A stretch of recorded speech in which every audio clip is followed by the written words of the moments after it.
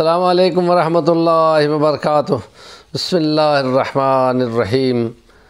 مسلمان کی زندگی اللہ کی عبادت اور بندگی کے لیے ہے، دن ہو یا رات ہو۔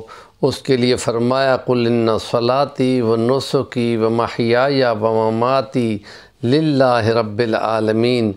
میرا یہ جینا، میرا یہ مرنا، میری یہ عبادت، میری یہ قربانی اللہ کے لیے ہے۔ تو اس میں اللہ تعالیٰ کی زبان سے عبادت سب سے آسان ہے، اور اس کو ذکر کہتے ہیں اور اس کو یاد کرنا کہتے ہیں، اور اس لیے کہا کہ وَلَذِكْرُ اللَّهِ اکبر، اللہ کی یاد بہت بڑی چیز ہے۔ اور اس لیے یہ اگر امن کی حالت ہو تو گویا یہ پڑھنا جنگ کی مشکل حالت کے بالکل برابر کا ثواب لے لیتی ہے۔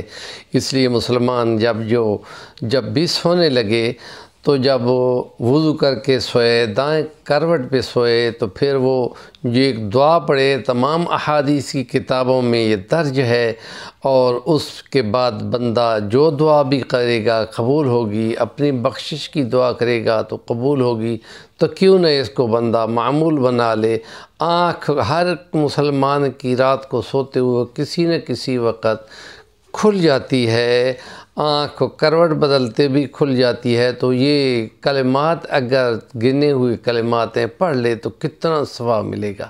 اس کے لیے کیا احادیث میں آتی ہے کہ الفاظ کون سے ہیں؟ یہ ہے کہ لا الہ الا اللہ وحدہ لا شریک لہ، لہ الملک ولہ الحمد وہو علی کل شیء قدیر۔ پھر پڑھے سبحان اللہ والحمد للہ ولا الہ الا اللہ واللہ اکبر ولا حول ولا قوة الا باللہ العلی العظیم اللہم اغفر لی۔ یہ دعا اگر ساتھ پڑھ لے تو پھر اس کی مغفرت ہوگی، یا یہ الفاظ آئے ہیں کہ جو وہ دعا کرے گا اللہ پاک اس کو قبول فرمائے گا۔ ہمارے چینل کا نام ہے صفی الوانی، تو اس کو ضرور سبسکرائب کریں اور کام کا کومنٹ کریں، اور یہ آگے بھی بھیجیں، کیونکہ اس کے لیے حدیث میں ہے کہ نیکی کی بات کو جو آگے پہنچاتا ہے اس کو وہ پورا ثواب پاتا ہے۔